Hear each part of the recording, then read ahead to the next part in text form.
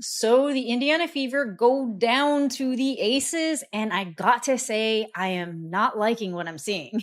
I mean this when I say this. Fire Stephanie White yesterday.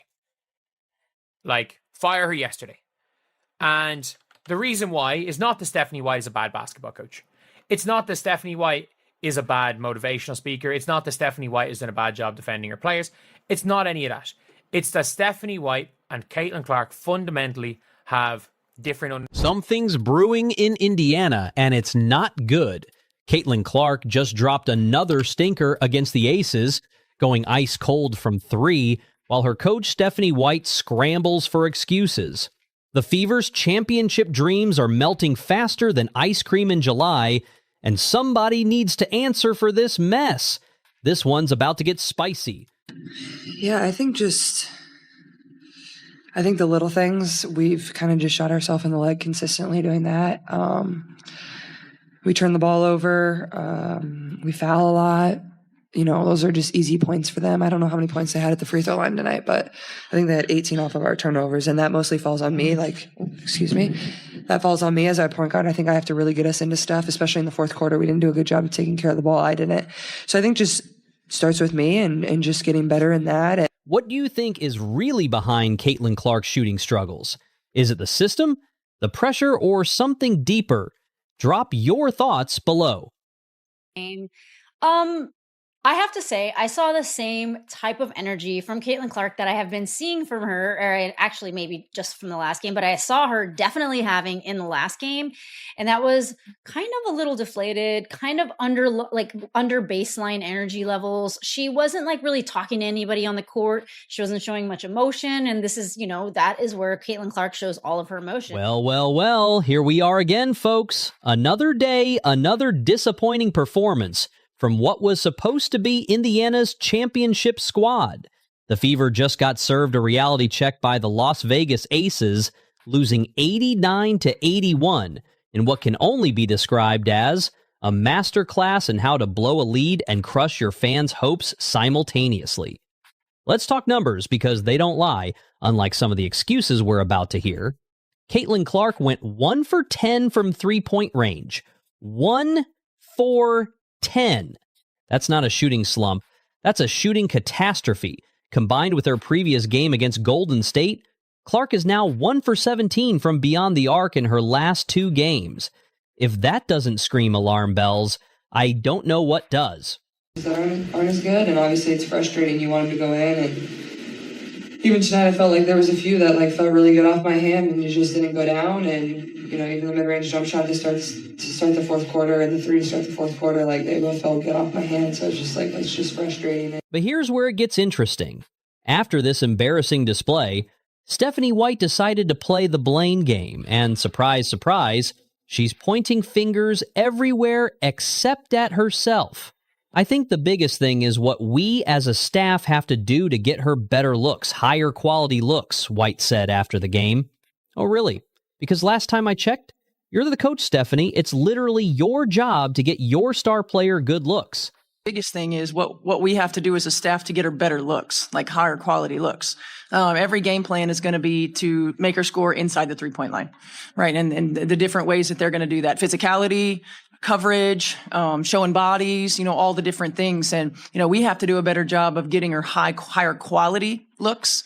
White continued her deflection tour by saying every opponent's game plan is going to be to make her score inside the 3-point line, right? And the different ways they're going to do that, physicality, coverage, showing bodies, all the different things. Congratulations, coach. You've just discovered that opposing teams actually try to defend their best player. Revolutionary stuff right there. The audacity doesn't stop there. White then had the nerve to say, I'm not worried about Caitlin's shot. Caitlin's shot is going to be just fine. The things I'm worried about is our 18 turnovers for 28 Aces points. Oh, so now turnovers are the problem, not the fact that your franchise player looks lost in your system? Classic coaching deflection 101. Let's break down what really happened in Vegas, because this wasn't just a loss. This was a systematic breakdown of everything the Fever were supposed to represent this season. The game was tied 69-69 in the fourth quarter when the Aces outscored Indiana 9-2 to go ahead for good. That's not bad luck. That's poor execution when it matters most. Now, that energy from Caitlin Clark is very different. It feels like everybody on this team, like, I don't know, Dewana Bonner has been in her head. I think that it's showing that Caitlin Clark is in her head, and she's 23 years old and she has the weight of the success of the WNBA on her shoulders. And, the Connecticut Sun game was very intense, so we can't assume that it didn't exactly have an effect on her, but there is definitely something going on. I know she's also been coughing a lot, like for a while, actually.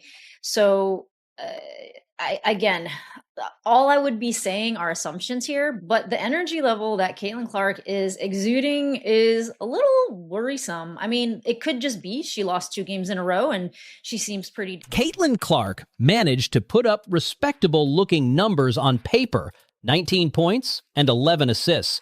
But anyone who watched the game could see she was struggling. She shot 7 of 20 from the field and had 8 turnovers. Those aren't the numbers of a player who's comfortable in her system or confident in her role. Meanwhile, Asia Wilson did what elite players do when facing struggling teams. She took over. Wilson scored 24 points and was one of 5 aces in double figures.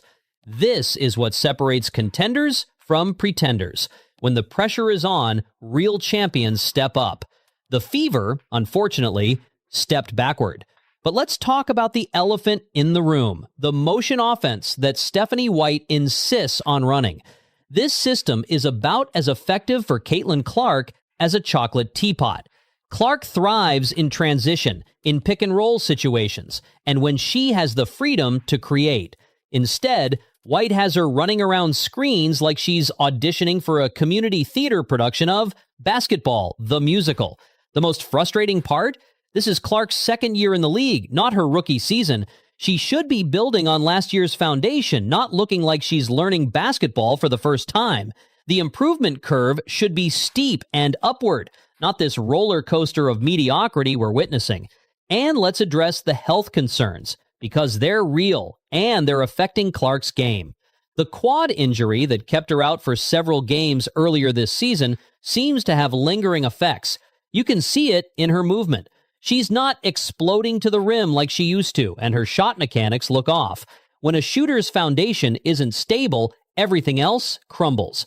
But instead of managing her minutes properly or adjusting the system to accommodate her current physical state, White keeps pushing the same tired offensive schemes. It's like watching someone try to fit a square peg into a round hole while insisting the hole will eventually change shape. The injuries aren't just physical, though. There's clearly some mental fatigue setting in. Getting poked in the eye, shoved to the ground, and dealing with increasingly physical play night after night takes a toll. Since Clark's contentious game against Connecticut, where she got poked in the eye and shoved to the ground, she hasn't shot well. That's not a coincidence, folks. Speaking of the Connecticut game, let's talk about how Stephanie White handled that situation. White went on a rant about officiating, saying everybody's getting better except the officials. While it's nice to see a coach defend her player, maybe she should focus more on coaching and less on playing blame games with the refs. The most telling moment came when a question was directed at Caitlin Clark about the Connecticut incident, and Stephanie White intercepted it, saying she would handle the officiating questions. That's either a coach protecting her player or a coach who doesn't trust her player to handle media responsibilities. Either way, it's not a great look. Here's what really gets under my skin: the wasted potential. This Fever team was supposed to be different. They made aggressive moves in the offseason, bringing in veterans with championship experience. Dewana Bonner's absence, due to personal reasons, has certainly hurt, but that's where depth and coaching are supposed to matter. Bonner has missed 4 consecutive games, and the team's offense has looked completely lost without her veteran presence. The most frustrating part about Stephanie White's post-game comments is the complete lack of accountability. She's quick to point out what the staff needs to do better, but where's the acknowledgement that maybe, just maybe, the system itself is flawed? When your best player is shooting 1 for 17 from 3 over 2 games, you don't just need better looks, you need a better system. What exactly constitutes those better looks White keeps mentioning? Because from where I'm sitting, Clark is getting plenty of open threes. The problem isn't the quality of the shots, it's the rhythm and confidence. When you're constantly moving without purpose in a motion offense, you never get into a shooting rhythm. The contrast with other elite guards around the league is stark. When you watch players like A'ja Wilson or Breanna Stewart, they know exactly where they're getting their shots and when. They have defined roles within systems that maximize their strengths. Clark, meanwhile, looks like she's playing a different sport half the time. What's particularly concerning is how this affects the rest of the team. Aaliyah Boston had a solid game with 26 points, including 18 in the first half, but even she can't carry this offense when the primary facilitator is struggling. The supporting cast is doing their part, but they need their floor general to be confident and effective. The health concerns extend beyond just Clark's quad injury. The physical toll of the WNBA season is real, and when teams are specifically targeting her with physicality, the mental wear becomes just as important as the physical. Acting head coach Austin Kelly acknowledged that opposing teams' game plan has been consistent. Be physical with her. That's been the game plan all year long. This brings up another interesting point about Stephanie White's availability. The fact that she's missed multiple games for personal reasons while her team is struggling isn't exactly ideal timing. Leadership matters, especially when your star player is going through a rough patch. You can't coach through adversity if you're not even there. The motion offense might work for some teams, but it's clearly not working for this version of the Indiana Fever. When you have a player of Clark's caliber, you build around her unique skills, not force her into a generic system that any point guard could run. It's basketball malpractice to waste this level of talent on conservative schemes. Let's be real about what we're watching here. This isn't just about one bad shooting night or even 2 bad shooting nights. This is about a fundamental mismatch between player and system.